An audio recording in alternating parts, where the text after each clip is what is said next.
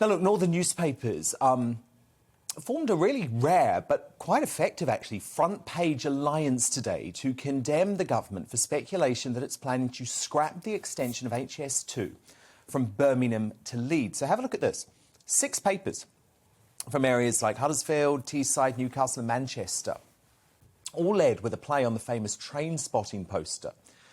The headline that you can see there says, choose the north, choose jobs, choose to finally keep your rail promises, choose new train links, shorter journey times and fewer cars on the road, choose Northern Powerhouse Rail, choose HS2 in full, choose fair transport investment, choose our future, choose the north.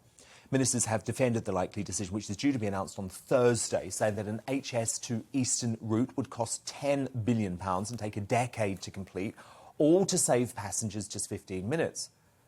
But, Dawn, this is going to be bad for Boris and the Red Wall, is it not? Because transport infrastructure was a key part of his election success, and he did say that this was going to happen. He did, but, I mean, you know, hey, they have roadmaps, and here's another roadmap just in case you don't like it, and they do perform U-turns, don't they?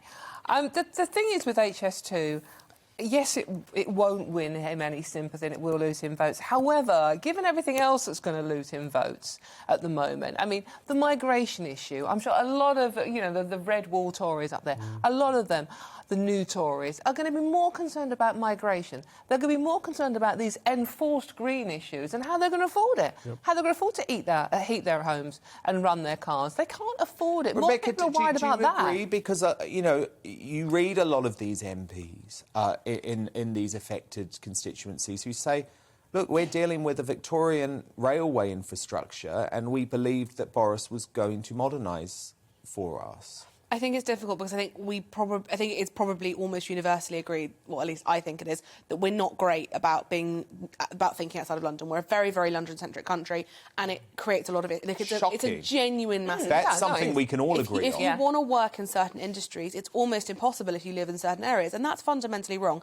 You shouldn't have to live in London to do certain jobs, and you shouldn't have to come to London every time you want to see a really good, everything shouldn't be focused on London.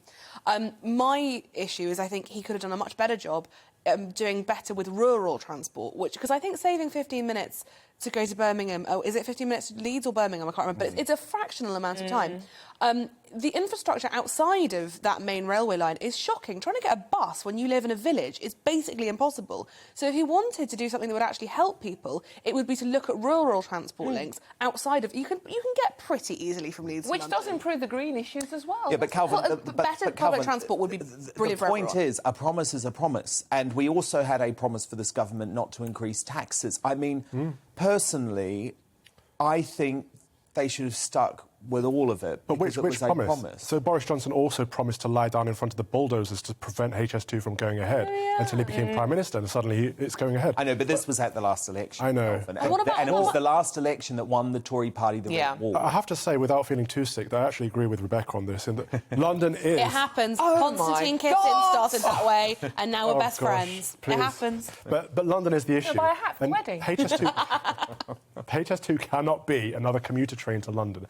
We need interconnectivity in the Midlands and the North. We need to get around the country. But that's why the scrapping of the Birmingham to Leeds... So if they scrapped it to use that money to make better transport, I can't name a smallish town. Yeah, but that's what Boris is promising. And, of course, look, we've got to wait and see the details on Thursday. I do think we have to wait, but the signs do not look good. It's because there's no meaningful opposition. He's not scared. He's not worried.